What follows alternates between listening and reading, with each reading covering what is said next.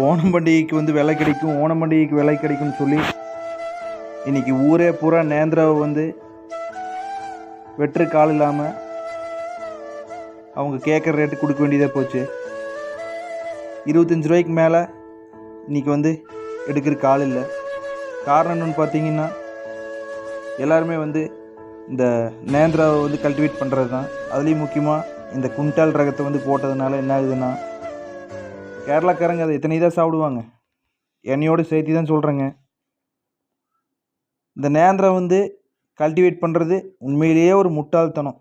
அதனால் மாற்று பயிருக்கு வந்து போயிடுறத நீ வந்து நல்லது. ஏன்னா நம்ம வாழைக்கண்ணை கொடுத்து கொடுத்து இன்றைக்கி வந்து தமிழ்நாடு, கேரளா, கர்நாடகா எல்லா பக்கமும் வந்து பார்த்திங்கன்னா பயங்கரமாக வந்து நேந்திரம் வந்து விளைச்சல் வந்து வந்துட்டுருக்கு. அதனால் ஒன்றும் பண்ணுறக்கில்ல. விவசாயிகள் மாற்று பயிரை வந்து கொஞ்சம் தேர்ந்தெடுக்கலான்னு கோரிக்கை வைக்கிறேன். நன்றி.